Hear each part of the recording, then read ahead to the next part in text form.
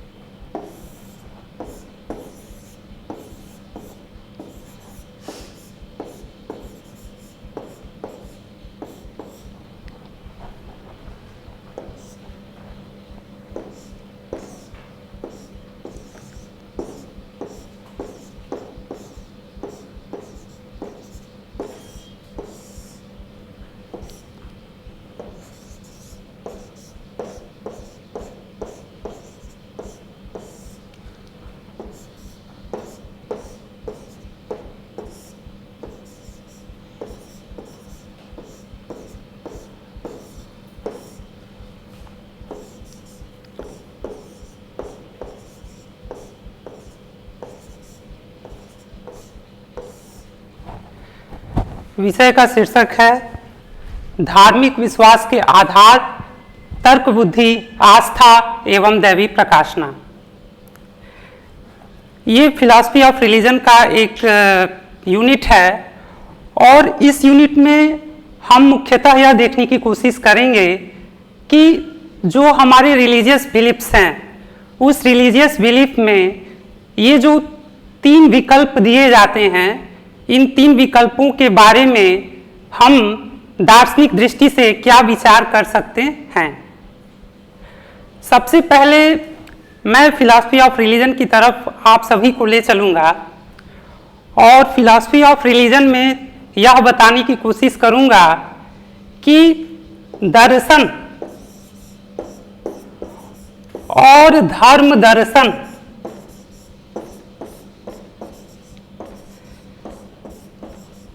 इन दोनों में क्या विभेद है।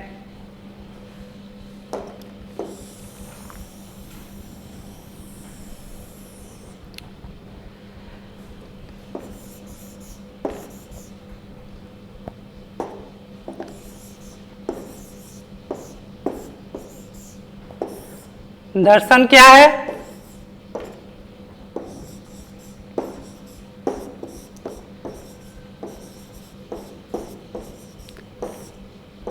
धर्म दर्शन क्या है? यदि हम दर्शन और धर्म दर्शन इन 2 प्रत्ययों की परिभाषा जान लें तो फिर आगे जो शीर्षक है हमारा तर्क बुद्धि, आस्था एवं दैवी प्रकाशना, उस पर हम विस्तार से चर्चा कर सकेंगे। दर्शन शब्द का जब इस्तेमाल होता है तो आप सभी को जैसा कि ज्ञात है यूजी में पाश्चात्य दर्शन और भारतीय दर्शन, ये दर्शन की 2 धाराएं आप लोग को पढ़ाई गई होंगी। मैं यह बताने की यहाँ कोशिश करूँगा आपको मेमोराइज कराते हुए कि भारतीय दर्शन में दर्शन की परिभाषा क्या है, पाश्चात्य दर्शन में दर्शन की परिभाषा क्या है और इसके बाद मैं धर्म दर्शन पर आऊँगा। भारतीय दर्शन में दर्शन, जब बात दर्शन की होती है कि व्हाट इज फिलॉसफी, दर्शन है क्या, तो ऐसा नहीं है कि भारतीय दर्शन में दर्शन अलग है और पाश्चात्य दर्शन में दर्शन अलग है। दर्शन चाहे भारतीय हो या पाश्चात्य हो, दर्शन की प्रकृति एक ही होती है। और दर्शन की प्रकृति क्या है? दर्शन की प्रकृति है चिंतन करना।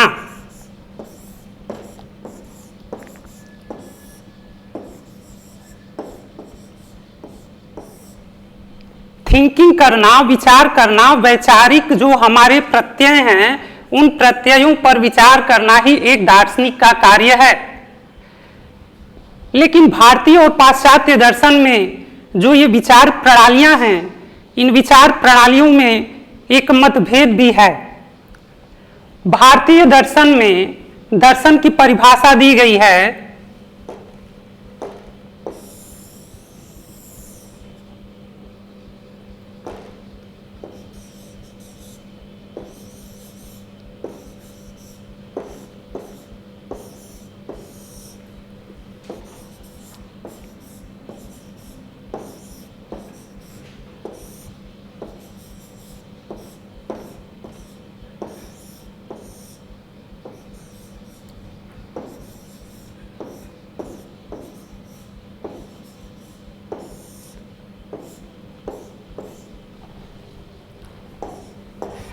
दृश्यते अनेन इति दर्शनम, दृश्यते देखा जाता है, अनेन जिसके द्वारा, इति ऐसा, दर्शनम दर्शन है।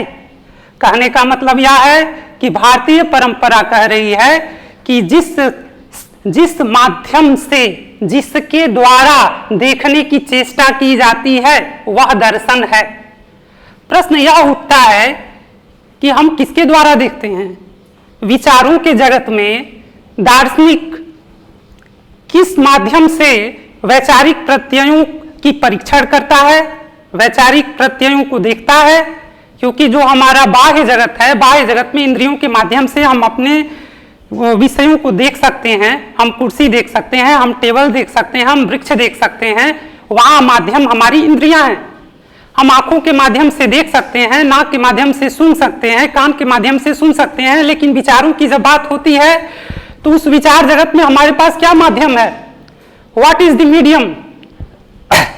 तो जब मीडियम की बात होती है तो भारतीय परंपरा कहती है कि वह मीडियम है दृष्टि।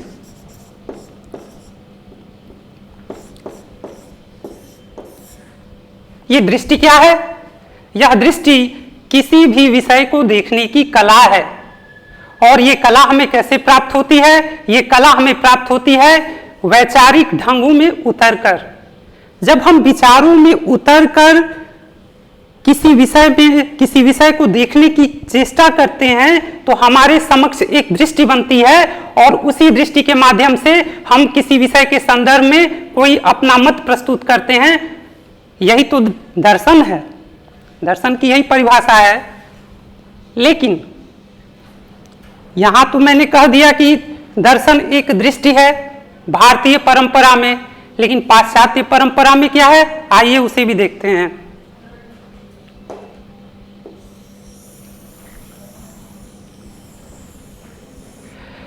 पाश्चात्य परंपरा में बीए फर्स्ट सेमेस्टर में आपके वेस्टर्न फिलॉसफी के टीचर आप लोगों को पढ़ाए होंगे कि फिलॉसफी जो है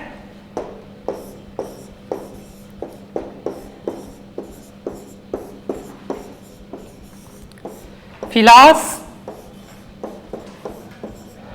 और सोफिया, इन दो शब्दों के योग से बना है। फिलॉस का मतलब क्या होता है? कोई बता सकता है? फिलॉस का मतलब होता है प्रेम, लव, और सोफिया का मतलब होता है नॉलेज।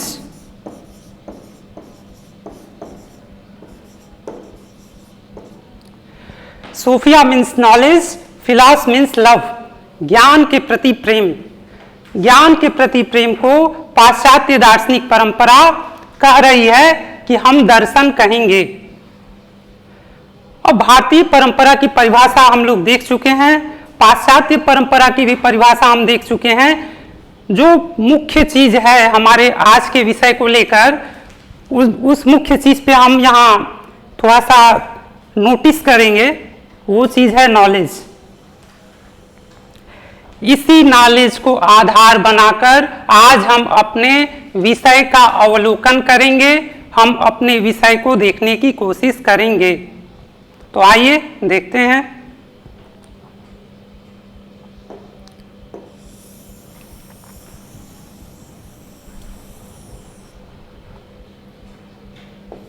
उससे पहले मैंने बताया था कि धर्म दर्शन की भी परिभाषा जान लेनी समीचीन रहेगी।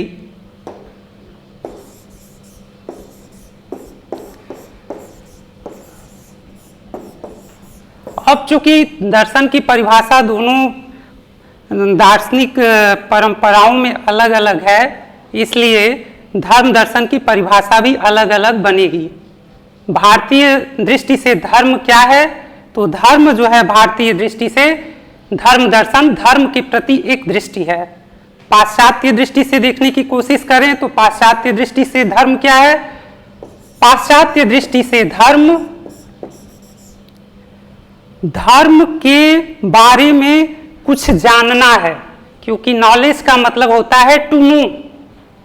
नॉलेज का मतलब होता है जानना, टू नो। किसी विषय के बारे में जब हम कुछ सूचनाएं इकट्ठी करते हैं तो उसे हम ज्ञान कहते हैं। पाश्चात्य परंपरा की परिभाषा के हिसाब से तो यही है। अब हम अपने विषय पर आते हैं।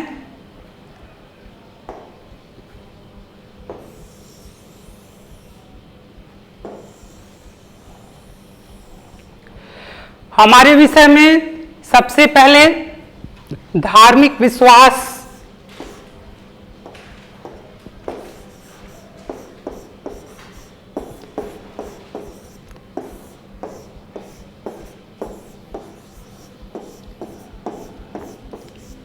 धार्मिक विश्वास के आधार पर हम चर्चा करेंगे। धार्मिक विश्वास के आधार पर जब हम चर्चा करेंगे तो अपने पहले शीर्षक को समझने की बच्चों कोशिश करते हैं। धार्मिक विश्वास क्या है? धार्मिक विश्वास के आधार, ये पूरा टाइटल क्या है? धार्मिक विश्वास के आधार की जब बात होती है तो हम यहाँ ये देखने की कोशिश करेंगे कि धर्म के क्षेत्र में एक दार्शनिक जो प्रत्यय उसे धर्म के क्षेत्र में मिलते हैं, उन प्रत्ययों पर एक दार्शनिक जब विचार करने चलता है तो उसके सामने क्या समस्याएं आती हैं।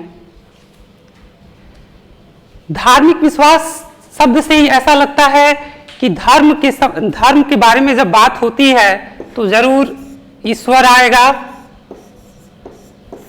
आत्मा आएगी,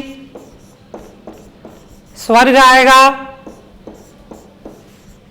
और ऐसे ही तमाम पारलौकिक विषय क्रमशः पीछे से चले आएंगे। हम विचार करेंगे इन समस्त पारलौकिक विषयों के ऊपर, क्योंकि एक धार्मिक व्यक्ति जो होता है वह इन सब में विश्वास करता है। वह ईश्वर में विश्वास करेगा, आत्मा में विश्वास करेगा, स्वर्ग में करेगा। प्रश्न यह है कि एक थिंकर यह पूछ सकता है कि ठीक है, आप ईश्वर में विश्वास करते हैं, आप आत्मा को भी मानते हैं, लेकिन क्या आपके पास कोई तर्क है? Do you have a logic about this ideas? तो यह स्वाभाविक रूप से प्रश्न उठता है और यहीं से समस्याएं पैदा होती हैं। धर्म दर्शन के क्षेत्र में समस्याएं क्या पैदा होती हैं? समस्याएं ये पैदा होती हैं कि यदि हम इन प्रत्ययों में विश्वास कर रहे हैं तो इन प्रत्ययों में विश्वास का आधार क्या है? What is the foundation? ये वो आधार क्या है, वो स्रोत क्या है जिनके आधार पर हम कह रहे हैं कि ईश्वर है, आत्मा अपना अस्तित्व रखती है, स्वर्ग जैसी कोई चीज होती है। इसका आधार क्या है? तो इसके 3 उत्तर आते हैं। पहला उत्तर क्या है?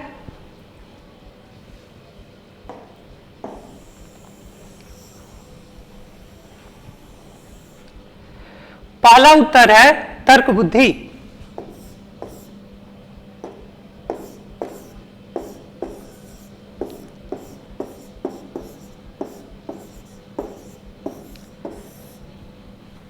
रीजन।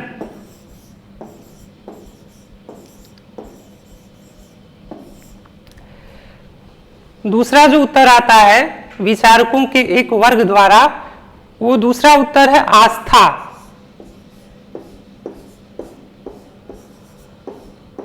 फैथ।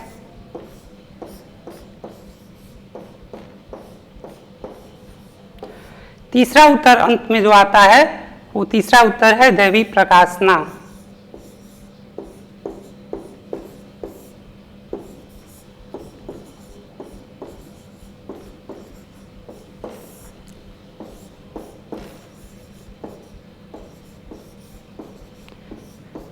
रिविलेशन। अब ये तीनों ही उत्तर दिए जाते हैं। अब समस्या ये पैदा होती है धर्म दर्शन के क्षेत्र में कि यदि इन पारलौकिक विषयों को इन 3 माध्यमों से जाना जा सकता है तो इसमें ऑथेंटिक कौन है, कौन सा माध्यम प्रामाणिक है, किसे हम माने? हम तर्क बुद्धि को माने, या हम आस्था को मान लें, या हम दैवी प्रकाशना की सहायता लें? हम किसे माने? This is the basic question of philosophy of religion. तो सबसे पहले इन 3 बातों पर हम क्रमशः विचार करेंगे, लेकिन उसके पहले जैसा कि मैंने आपको पूर्ववत बताया है कि हम नॉलेज पे थोड़ा सा फोकस करने की कोशिश करें। तो आइए नॉलेज की तरफ चलते हैं।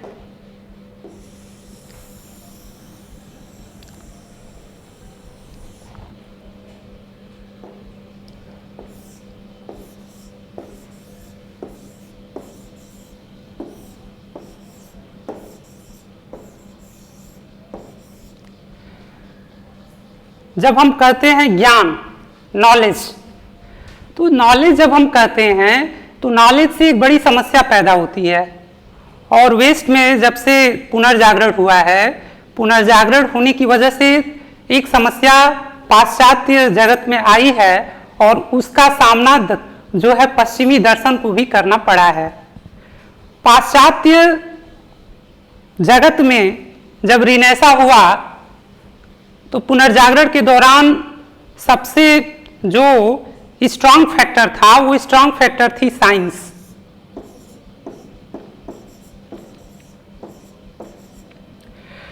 साइंस के आने से एक हलचल मच गई और ऐसी हलचल मची कि मानव जीवन के सभी क्षेत्रों में वैज्ञानिक दृष्टि से विचार होने लगा। और वैज्ञानिक दृष्टि से जब विचार होने लगा तो यह आवश्यक, तो उसका प्रभाव दर्शन पर भी पड़ा और दर्शन में नॉलेज को विज्ञान के संदर्भ में देखे जाने की चेष्टा की जाने लगी।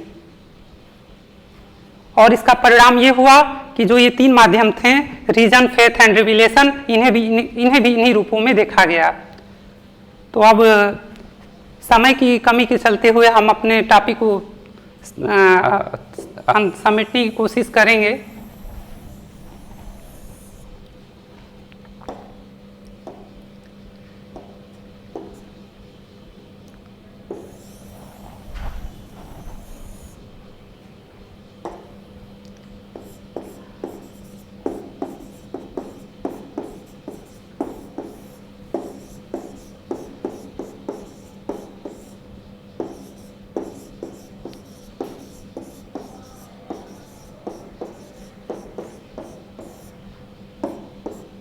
तर्क बुद्धि क्या है?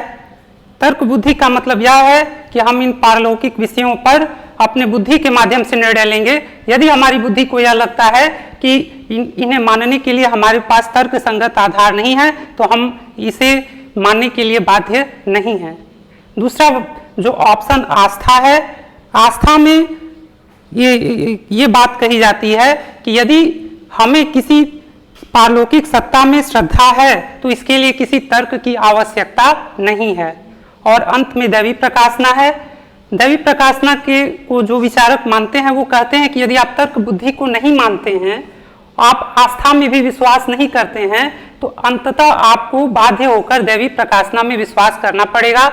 क्योंकि जो धर्म की परंपराएं रही हैं, चाहे ईसाई धर्म परंपरा हो या हिंदू धर्म परंपरा हो, कोई भी धर्म परंपरा हो, हर धर्म परंपरा में दैवी प्रकाशना का उल्लेख उसके धर्म शास्त्रों में है। दैवी प्रकाशना क्या है? दैवी प्रकाशना का अर्थ यह है कि ईश्वर स्वयं को अपने लोगों तक पहुंचाने के लिए अपने देवदूत की सहायता लेता है और देवदूत के माध्यम से स्वयं को रिवील्ड करता है, और इसे ही दैवी प्रकाशना का नाम दिया गया है। तो शेष इतनी ही बातों को हम आज देखने की कोशिश करेंगे। धन्यवाद।